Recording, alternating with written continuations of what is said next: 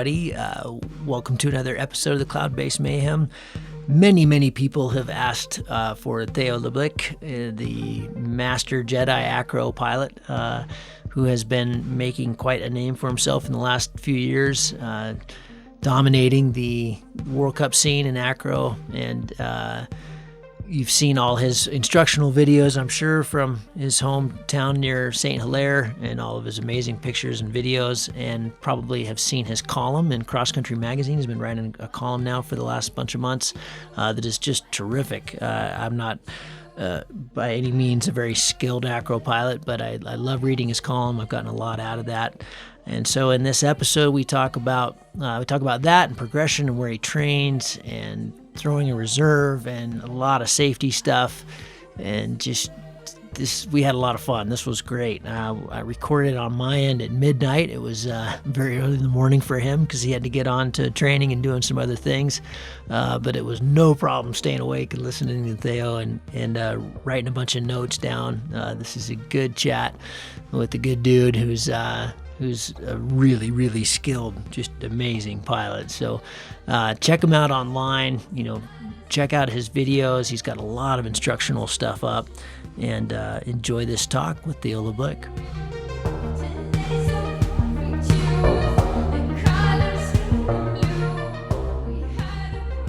Theo, so excited to talk to you. We are on a little bit opposite sides of the earth here, at midnight for me, and getting going on your big day in the morning. So I know we're on a little bit limited time, so let's just get right into this. I've been following your column in Cross Country for the last bit of time, and I always really enjoy that. And I've seen a ton of your videos because, of course, like everybody else, I'm trying to learn from them as well. But before we get into, I've got a lot of questions to ask you about acro and training and progression and all that kind of stuff. But before we get into it, what I haven't read about or seen, and maybe you've written about it somewhere else, but I'm not totally aware of it. What was the catalyst that got you into paragliding, and maybe give us the rundown of how you've become, as far as I know, this is how you're making your living in a career. Can you take us through that, how that all kind of went down? Because it's unique, it's tough, and I'm sure people would enjoy hearing that. Yeah, well, actually, the way I got into paragliding was quite easy because my father was a paragliding instructor. So I've always been in paragliding somehow. I've always been around landing fields and places like this. So when I was 2 years old, my father began teaching as an instructor. He brought me in tandems, and slowly, step by step, I started ground handling at 6, and I did my first flights in solo at 12. So it all went quite smoothly, and I was in a really good environment because the school I was in had really good pilots teaching there. So as well as cross-country pilots, there were acro pilots and everyone. So I had a lot of good experiences there, a lot of good teaching from everyone. So it just went step by step until I could fly by myself. And what not many people know is that I was also with my friend Tim Alonji, who is now also a professional pilot, sure. And we were in the same place as well. So we were flying together also in the same place. So it was at that time it all went really smoothly. I learned step by step with my father, with the other instructor, and I just was not focusing much into acro or professional paragliding. I was just enjoying flying as much as I could, until step by step the idea of becoming a professional came into my mind. But it really took a long time, actually. And from all your videos, do you live in St. Hilaire? Is that base? Yeah, I don't really live in St. Hilaire. Actually, I fly a lot there, but I live in Chambéry, which is in between St. Hilaire and Annecy, actually. Mm-hmm. I live there because we have one of the best acro spots to train in France is there. It's in Chambéry. So basically, it's an afternoon spot. So I go usually to St. Hilaire in the morning and train in Vérel. That's the name of the spot, in the afternoon afterwards. And that, so I've flown a lot in that area, but I'm not familiar with that site. Is that over the water, the site you're flying in Chambéry? No. That's like an afternoon kind of more like a Not Oludenes. What am I thinking of in Spain? Gosh, sorry, buddy. Organia? Yeah, of course, Organia. Is it like Organia? Kind of, you can just reload. No, it's really like Organia. Yeah, it's above the. It's not above the ground like Organia. It's above a huge forest actually. Mm. So you have cliffs and a forest below. And in Organia is a place where the valley wind is coming straight onto the mountains, while Verel is a place where the sun is hitting up the cliff and the valley wind is sideways to the cliffs. So you can train really safely because the wind will never blow you if you're under the rescue to the cliff, but instead it will blow you into the valley and on the trees. But basically, it's not a place where we train above water. Sorry, it's a place where we train above the ground with thermal, and we just fly all day long from usually 1 p.m. to 8 p.m. So it Wow, has a perfect. really good. Yeah, it's really good for acro. It's really good for cross country. Not that much because obviously it's starting pretty late. But for acro, it's a perfect place. Okay, well, before we get into the training side of things, then when did it kind of switch for you when did you decide, okay, maybe I can make a living doing this? Well, I took actually it came down quite naturally. I think it always come down quite naturally these kind of things. But basically, I was starting to go into acro more and more. My father allowed me to go on a trip in Organia in Spain when I was like 15 or 14 to train there, and then I started to learn some tricks. I learned infinity tumbling, which at the time was quite a great achievement, particularly at 15. And so I started also to sign my first sponsors, and step by step, the sponsors gave me gliders. And then slowly, step by step, I got money out of it, a little bit of money, just enough to pay for trainings and enough to pay for a living. So it's always step by step. And it's not until I think like maybe 5 or 6 years ago that I really said, okay, now I focus on it and I do it as a real job every day.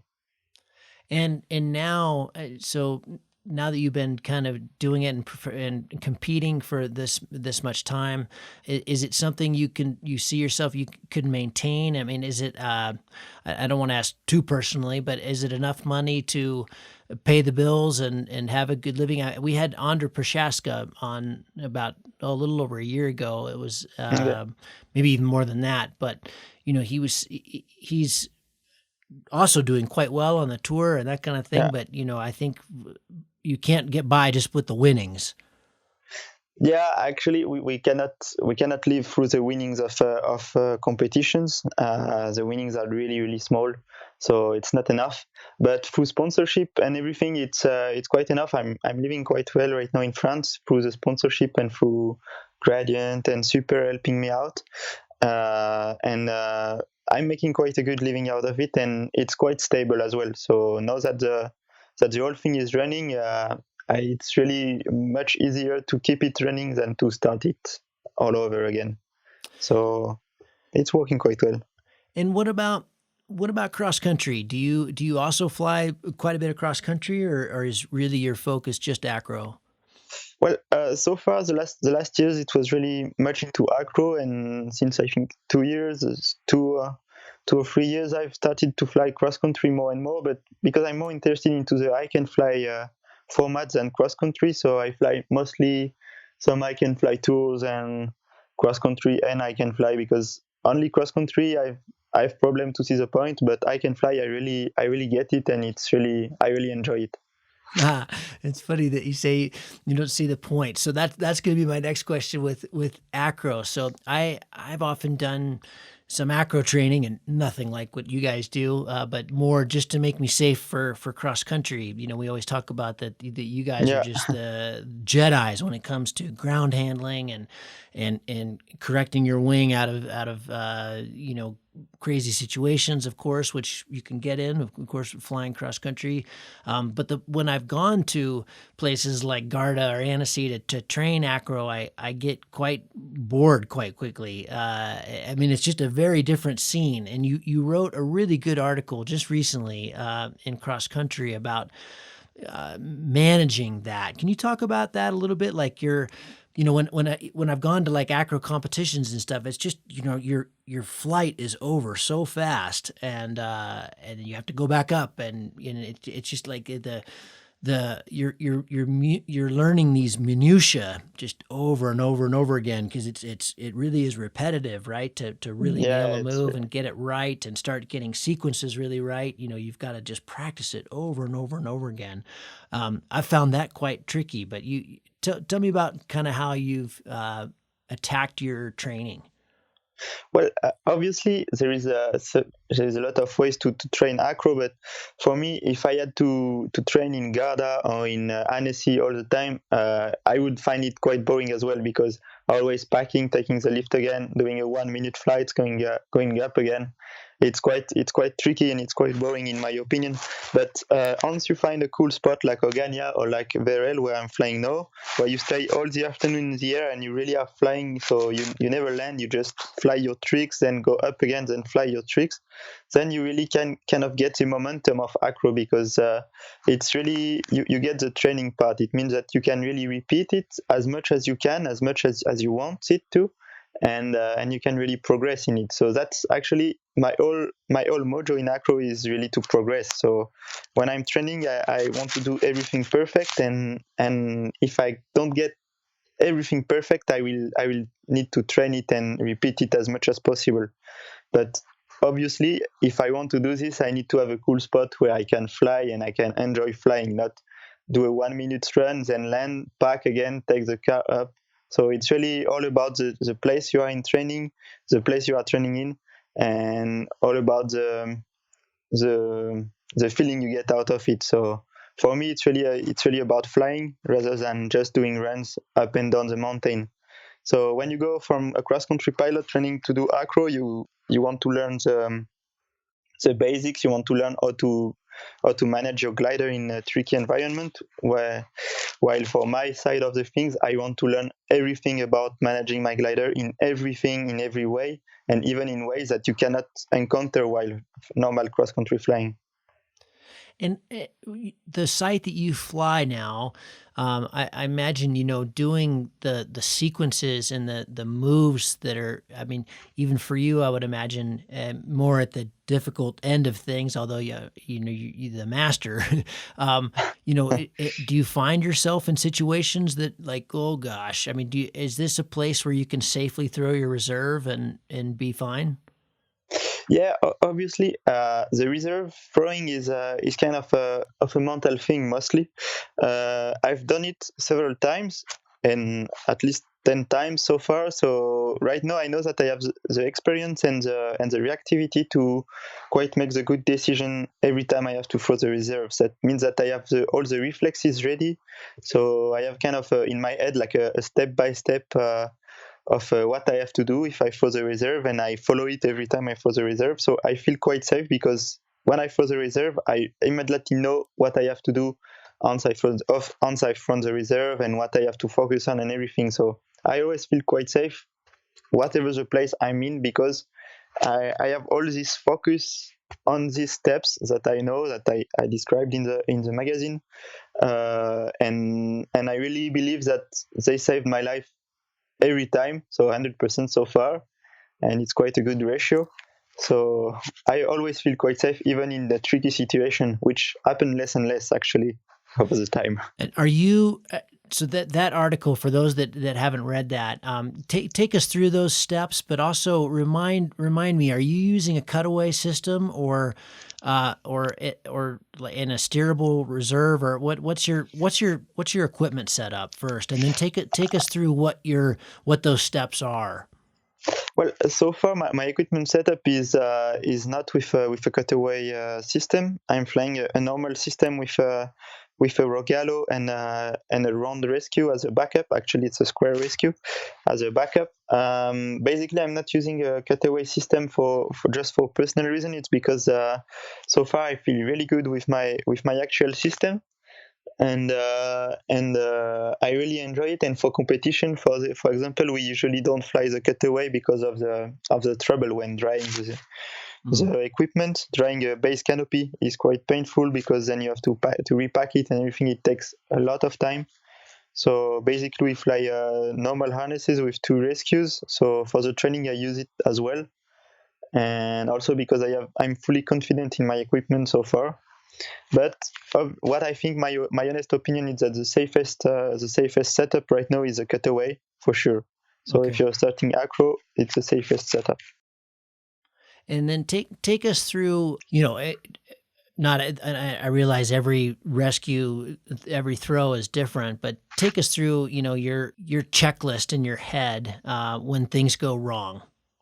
Yeah, well, I hope I won't forget anything. But first of all, I always check my altitude. It's the first thing I do. If something is going wrong, I check down, check that I have what my altitude is, and when I check I have any doubt about the altitude, I mean I checked, but I'm not sure really about my altitude. Am I at 500? Am I at 200? I throw the reserve quite immediately. Once the decision to throw the reserve is taken, I check the situation I'm in more thoroughly. It means that I am in auto rotation with a lot of twist. Am I in a backfly with a lot of twist? Have I a big cravat or something to react accordingly? So it means that if I am in auto rotation, I will throw the reserve in a different way. That if I have a big cravat and I'm flying straight. So all this come into my mind. I have to.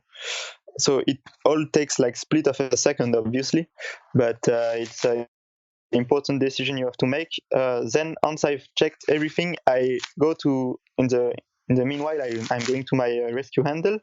So usually I go from I put my hand on my knee and I slide from my knee to where I think my rescue handle is. Basically, I'm doing this to be sure that I will find my rescue handle, because sometimes in a tricky situation you are thrown out of the harness. You're not in the position you are usually flying. Basically, following from your knee to your butt actually is the best way to find your handle. So usually I do this.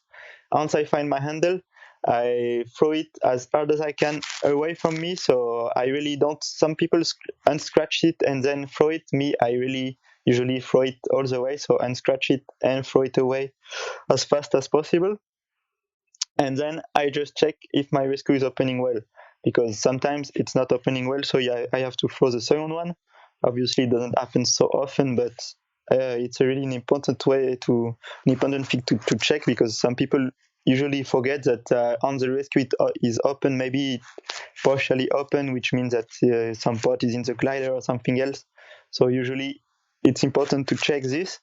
And once I'm under the rescue, the first thing I do is focusing on my glider. So basically, a rescue and a glider together flying is not a good setup. You are going down really fast, and sometimes way too fast for your body to enjoy the landing. So it's important to focus on the glider and find a good way to take back your glider in. So either through pulling the lines or through stalling the glider if you have not a lot of times, but just getting your glider back.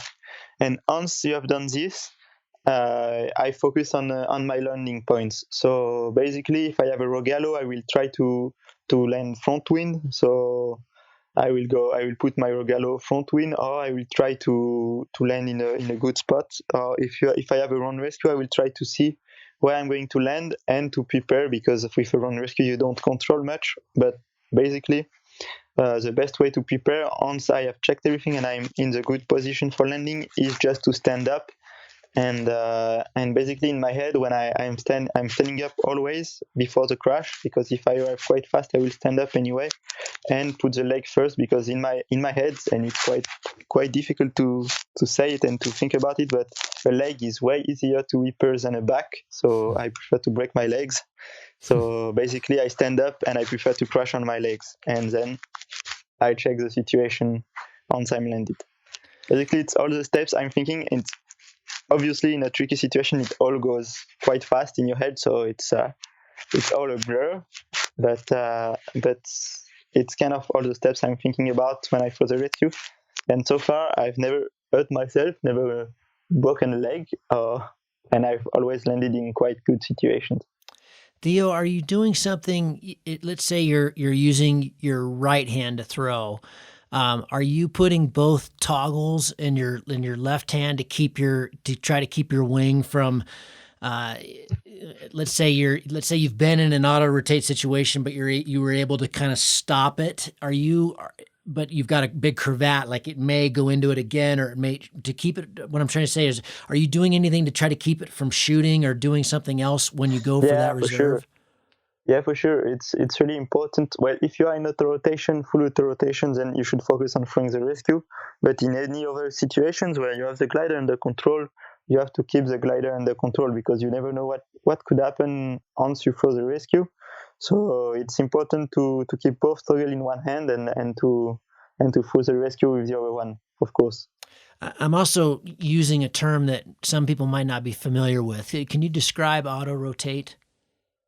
Yeah, auto rotation basically is when the glider enters on a rotation, really fast rotation usually. So it can be either a spiral or a movement closer to the sat. Basically, it happens with a cravat or with some twists because of the asymmetry of the harnesses or of the brakes when you twist, or basically with a collapse. Well, with a collapse, it's not really usual because usually the glider exits by itself and you don't and the glider reopens. But it mostly in acro it's with a cravat, or most of the time with twist, because with a cravat usually we can manage. The worst risk of auto rotation with for acro pilots is basically twist. Gotcha. Yeah, I always think of it as it has that sensation like you're going into an infinite or something. Like you're almost looping, but it's ugly. Yeah, it's basically the auto rotation basically is a really really strong spiral. So Yeah. it's not really fun. And usually when you are in auto rotation, you are not in a comfortable place because maybe you are twisted or anything, so you are not in the usual flying position, and it's going somewhere you don't really understand. And yeah, it's not really comfortable. It's not something you wish to happen to anybody. Theo, so you're training over dirt, and what we always hear Yeah. is, you go to places like where you train or Organia, after you really have the trick totally nailed. Is that how you've approached it too, or are you learning new stuff and new sequences where you train there? Well, definitely not in my part, because I've always felt quite comfortable above the ground. So I've trained everything above the ground. I've not learned any tricks above the water so far. And above the ground, what I think is that if you have the good reflexes, so I always was really mentally prepared to for the rescue, and I knew very well all the steps to for the rescue, and I knew very well the altitude I had and everything. I always took a lot of care about my altitude, but basically I always train above the ground, and a lot of people do this because I was always really confident in myself that I could for the rescue, that I could manage the situation, and that I had enough altitude. But I think it's a really personal matter because some people are really not as confident above the ground and would rather train above the water. And I think it's important not to push yourself too much. So if you are more like a water person, uh, train above the water, it's no problem. There is no shame in that. It's just a personal feeling, I guess, about it. Yeah, I mean, of course, and just time. I mean, when you were talking about that you fly all afternoon for hours and hours every day, you just can't get that over the water. Period. That's impossible. So that's Yeah. obviously you're just getting so many more hours. Um, Tell me about you've seen you came into it, of course, after Raul and all the guys who really set the precedent and stuff. But where do you see it? Where do you see it going? Well, when I came into the sport, actually, it was like the golden era still. Raul and Horacio and Felix, just and Pal also.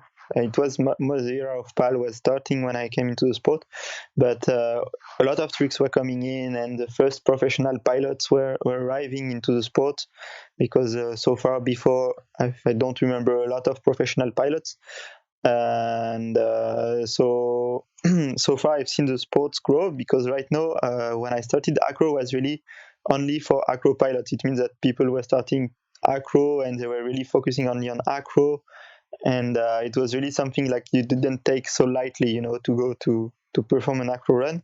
So far, what I see is that a lot of people right now are doing acro as a side effect of paragliding. Like they go for paragliding, and sometimes they perform some acro flying because they like it, they enjoy it, but they may prefer flying cross country, or it's not really their main focus in paragliding. But I think a lot of the future in acro is in this, and I'm really happy about it, because I've seen a lot of pilots just flying acro just for the pure enjoyment of it, and also for the basic knowledge that it can give them in their normal flying. So basically, I think acro is evolving into something like this, where people will fly mostly everything, and not just only cross country or just acro, but they will try to enjoy all aspects of paragliding. And I think it's one of the future of acro so far. When we had Pal on the show not too long ago, and he was talking about one of the kind of frustrations for him was the judged aspect. That it sometimes it matter. Sometimes you got lucky, and sometimes maybe you got more points than you should have, and then other times the other way around. But because it's judged, it's like gymnastics. It's tricky. Yeah. Do you share the same frustrations, or is it something that's just that's a part of it? That's just how it is.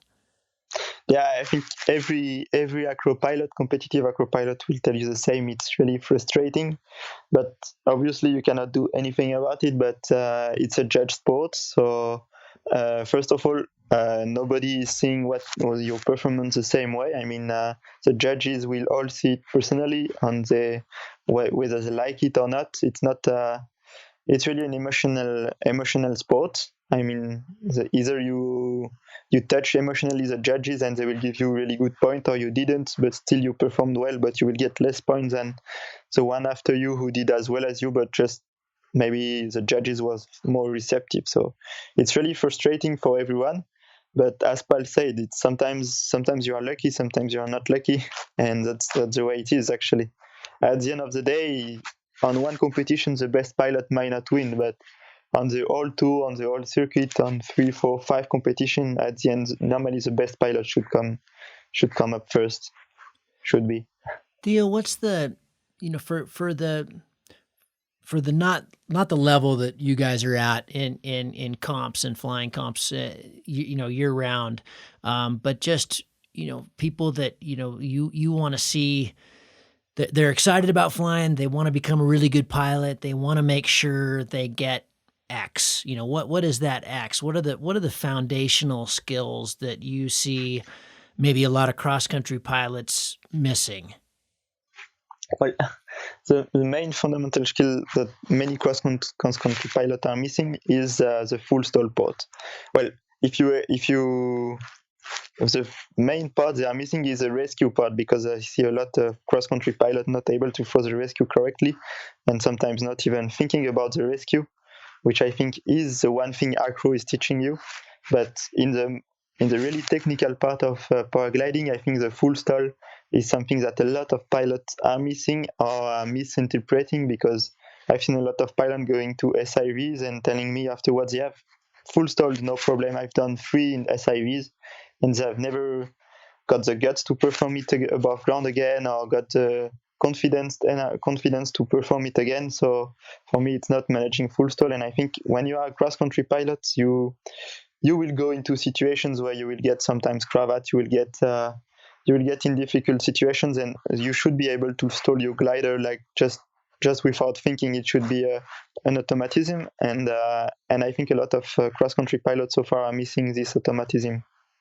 I'm so glad you brought that up. Pal brought that up as well, and he thought just a considerable number. I mean, he gave it a huge number of accidents could be eliminated just with that one. That's actually what my next column is about in the magazine. So Yeah.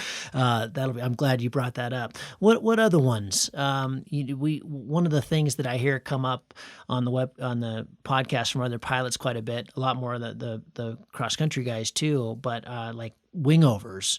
That just in that. A big, proper, good wing over is something a lot of cross country pilots don't have. Yeah, obviously the huge wing over is something that you don't see so often. Well, with the new cross contouring, it's gotten easier and easier. I mean, if you try an ENB wing and then you try an Enzo free, maybe you will be able to do very good wing over with Enzo free, while you will have struggled to get the momentum with an ENB glider because it has so much more energy. But for most of the pilots, really good wing over is difficult to achieve, and I can understand that because it's not so easy. You have to really understand your glider and to really get the feeling out of it. So it's not really easy, but it's true that it's important because it's one of the few maneuvers, we could say, that works on all axes, which means the pitch, the helico part, and the rolling part. So it's really a maneuver where you can learn a lot about the momentum of the glider, which means where to pull.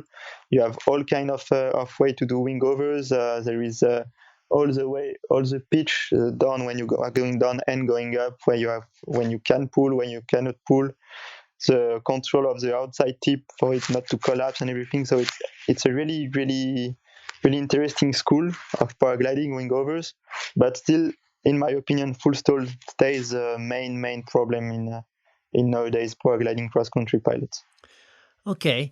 And then, so if take me through then the kind of next, so once you feel like, not you feel, once you really have stalls totally dialed, what are the next kind of moves to build your acro foundation? Well, the good things is that once you have stalls perfectly, you are in a safe place, which means that every time you are in trouble, you will come back through stalls, through backfly.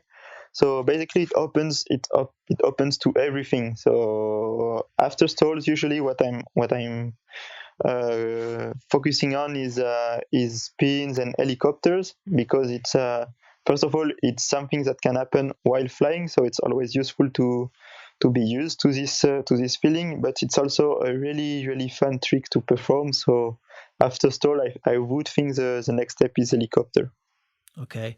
Yeah, and that's quite technical, isn't it? I mean, I think that you recently wrote that, to learn helico and to learn a lot of the maneuvers that require deep stall, the best thing is to not be on a super twitchy glider. So don't be on a freestyle or an acro glider.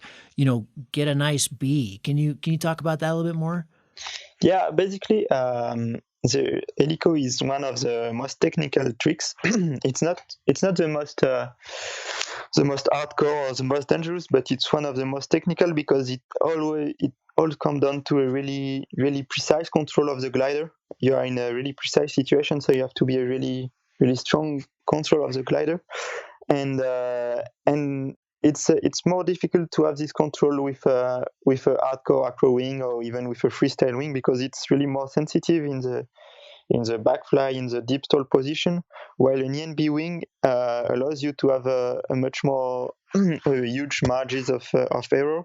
So you can make a lot more mistakes with an ENB, and still the glider will help you out a lot. And when the situation will get a bit more tricky and you will start to lose the control a little bit of the glider, the NB glider will help you out a lot by really easy responses. So I think everyone should start training those tricks with an NB glider. Obviously, it's not the case so far, but all my friends, I always advise them to go for NB glider, and so far the results have been really great. And they get a lot of confidence out of it. And when they go after learning every helico tricks and all the tricks they can on an ENB glider, when they go to a freestyle wing or to an acro wing, they usually get way faster the next steps, and they progress really fast. And it's quite often that I've seen friends of mine or people I know training on the ENB glider, while their friends went with acro gliders. And once my friends went with acro gliders, the progression went way faster than the other people who went straight with acro gliders.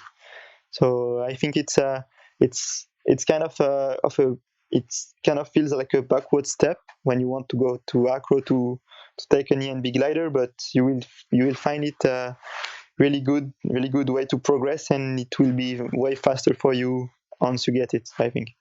Yeah, I like that. That's great. Theo, I want to go back to what you said about, that acro pilots, when something goes wrong, you know how to react because you've done it so much. Where a lot of times cross country pilots get hurt is they don't throw at all. That's been something that I've seen over and over and over again, especially at comps. I think because people are thinking about goal and they don't want to blow their day, and they want to recover it, or maybe like you said, they're not even looking at the ground. They're just focused on the problem. Just talk more about that, because in my acro training, that was the most valuable lesson I got, was to recognize, okay, I'm twisted up 4 times. I know that's going to take, a considerable amount of time to get out of. It made me really appreciate height a lot more than I had, because before I had just thought, I'm really good at stalls. I've done a ton of them. Yeah. I can fix this. Whereas there are certain situations that really do require a lot of time to get out of.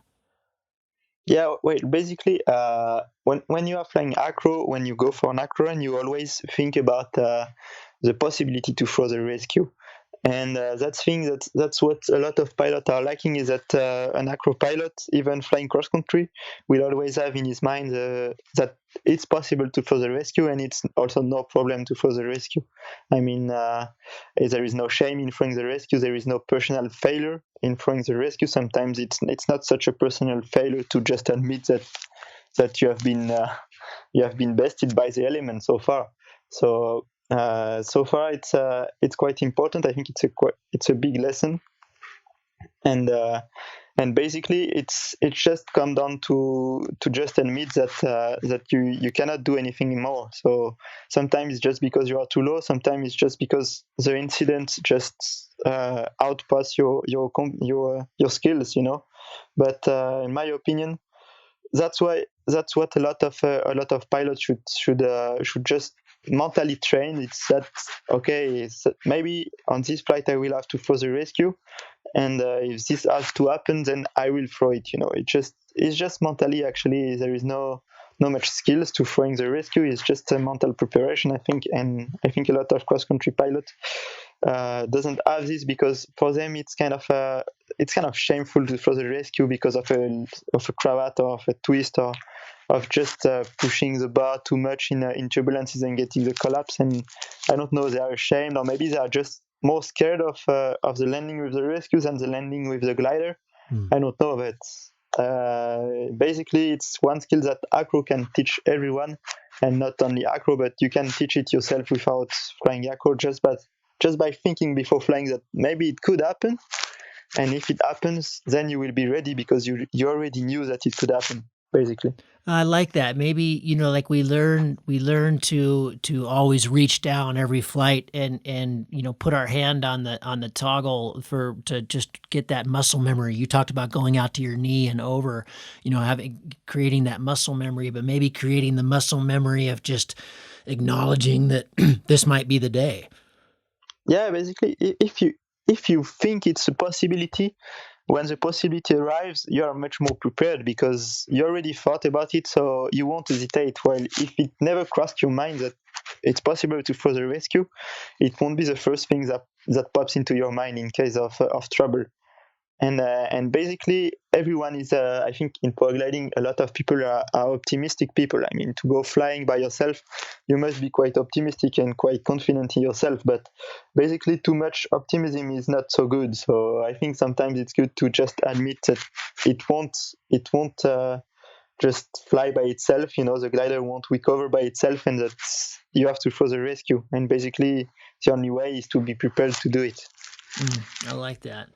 Theo, how do you approach training in the off season? So like you're going into winter now. I'm assuming this magical site that I can't wait to come fly that you have that I never even knew was there all these years, as I've flown a ton in Annecy and stuff. What do you do now in the winter to prepare for the next season?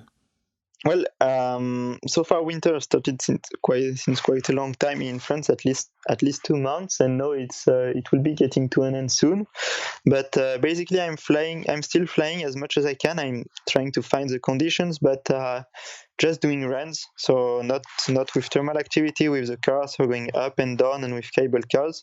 So I'm training a lot through this, and I'm also training physically to still be in shape for the season. So running, doing exercises, just to keep the cardio high and to keep the body in shape for the season. And I will also move to better climates. So probably in January, February, to the Canarias Island in Spain, which are also really good flying spot for the winter. So we just travel around in the winter. We take a few weeks off just to relax after the season, and after that we just try to find the conditions or to just wait the sunny days in the winter in France. For those who, specifically speaking to our North American listeners, but there's people all over the world that maybe don't have great spots in their backyard like you do to train. What are give us a half dozen or more sites that are great, and maybe the times of the year, like if you wanted to get on not necessarily the circuit to train for comp flying, but just your kind of favorite, most reliable places to train acro. Well, obviously the most reliable and my favorite place to train acro is in Spain. It's Organia. Mm-hmm. And the good thing about it is you don't have to be a world-class pilot to fly there. It's a really cool place. It's really smooth conditions. It's not so turbulent because it's mostly a restitution place. So from 4 to 10 p.m. it's amazing restitution with a really soft air and climbing everywhere. So this is the most reliable place you can find from May to end of September. So this is the place to be if you want to train acro or just basic tricks. Not even to train acro, but just if you want to really get into it. And then there is my own place is really cool. It's really great also, and it starts a bit earlier around March, and it ends also end of September, end of October. It's less reliable than Organia because obviously Organia is really special, but it's still working quite good. And otherwise, if you want to go in the winter, basically Chile, so Iquique is one of the best spots. It's really working really good, and it's really amazing. Or if you find a place with a cable car, so basically if you are in Europe, Austria, France, and Switzerland are full of those, so place with a lot of altitude and a cable car, you can do runs really fast there, and it's much less boring than if you go with a car. So it's really fast, and it's less tiring as well than with a car. It's obviously less fun than with thermaling, but it's quite good. So you have Chamonix, Verbier, and all those places in Switzerland, in France, and in Austria as well. And you have also the Canarias Islands in Europe, which are really good as well. But it's more tricky places. It's more for experts pilot because the whole area is a bit more sketchy. It's boxes for rescue are a bit more hardcore, so you have to take care and you have to really think about it a lot when you're flying. So I think it's more for experts pilots. And well, basically there is places, I mean, so far I've seen amazing places to fly everywhere, even for acro. Just in a good day, every place is amazing, and I think in USA and everywhere around the globe you have amazing places. So basically, if you find one, just send me a call, give me a call. I would be happy to visit. Tell me a little bit about the tour. When would someone start to consider, hey, maybe I could go compete. I mean, because it seems to me like, you guys, you and Andra and the really top level guys, it's like a world of its own. Is there much room still for people to come into that arena? Because it doesn't. You're certainly not going to be top three unless you're doing the same tricks that all you guys are. And not even Well, the same tricks, but the same sequences and the same runs. yeah, obviously the tour so far, if you look at the top pilots, it's mostly professional pilots training all year long. So yeah, it's pretty difficult to get them straight away. You need a lot of training to do so, but still there is a lot of pilots which have another level. So we are not only professional in the tour so far. There are also people with a side job, or people just flying for fun, and they come to the tour just for the atmosphere, because it's a really cool atmosphere. We are really friendly. It's a friendly atmosphere in acro. It's no pressure. So basically, at any level, if you have the basic safety level, so if you can perform the basic tricks, which are helicopter and full stall and some basic connection, you are welcome to the tour, because you will always find some people to compete against, because there's all level represented at the tour. So obviously the top level, but as well as the lower levels, and it's all quite friendly. So basically, if you feel that you want to compete in acro and your level is not so high, but you are interested to compete, you are welcome, because you will always find somebody to compete with right now. Oh, great! And who that's really cool. I thought you had to qualify or something, so that's pretty neat. And what Yeah, who? we have actually like a qualifier, but basically the pilot have to perform full stall, helico, and sat in a safe way Huh? Okay. above the. So basically, as soon as he's safe, and you see that he's safe, he's allowed to enter the competition. And Ah, so far, the cool. system is going to change. I don't have the confirmation, but we should have a qualifier too also going on in the upcoming seasons. Who runs the tour, and where does the money from that come? Basically, every competition has its own sponsor so far. So there is not one main sponsor for the tour, but usually the competition finds money through the states. Basically, they organize a World Cup or something like this, and the country, the states, and the local companies give them money to pay for the expenses, as well as the entry fee of the tour. Also, are helping a lot the organizer to pay all the expenses for the event. So basically, we don't have a main sponsor, but just local sponsors plus entry fees paid by the pilots. Cool. Theo, if you look ahead, say 5 years, where do you see yourself in 5 years? Well, I hope pretty much in a similar spot, because I've worked really hard on my career to make it working and running, and I hope that in 5 years I should still be able to enjoy this career and to perform. So obviously, when I look in 5 years ahead, I hope that I will be still training, still competing, and still living out of paragliding through acro, for cross country, who I can fly through all this fun stuff that is paragliding. You've mentioned hike and fly now a couple times. Are we going to be? Are you going to be a surprise show at something like the X Alps here one of these years? Well, obviously, I'm hoping for it. I will be competing this year in the hike and fly competition in France. I've competed also last year in some, and I'm training a lot for it. So far there is nothing decided, but I'm training, and I'm hoping to get the level there. Great. Well, I would. I'm going to do it again. I think in 2019. So maybe we'll see you there at the starting line in Salzburg. That would be a blast. But Yeah, Theo, that I would be really awesome. appreciate it. This has been a real honor, and I thank you for your time. I know you've got another meeting coming up, so let's call it there. Is there anything you'd like to say about your sponsors or any of the people that follow your column, or anything before we sign off here?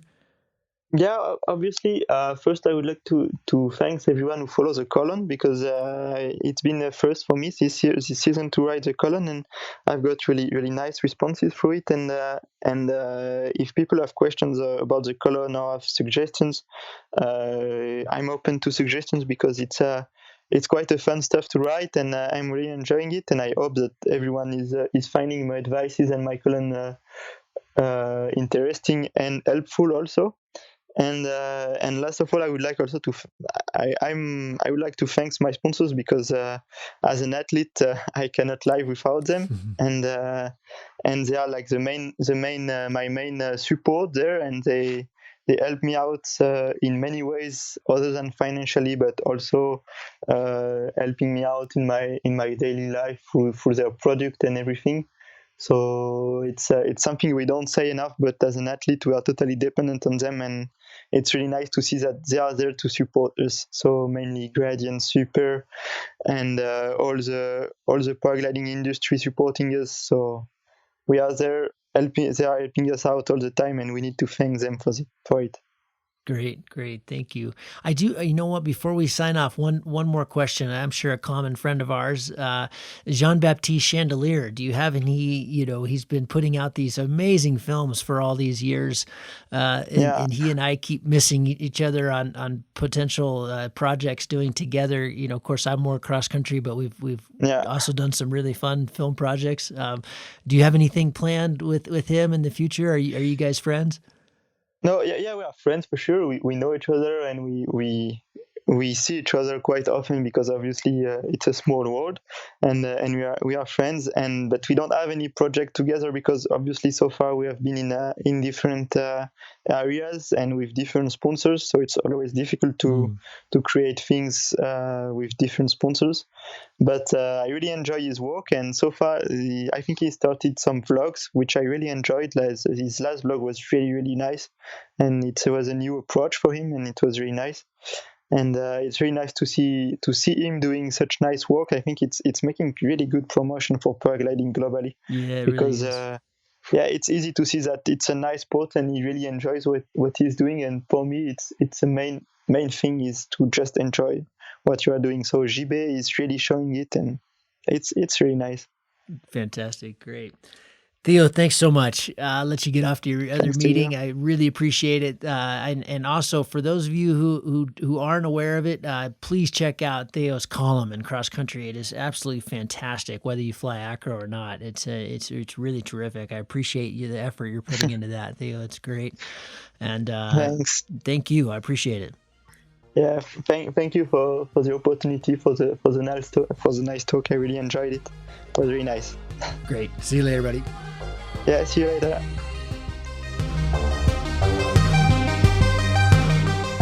I hope you enjoyed that pretty quick talk with Théo De Blic.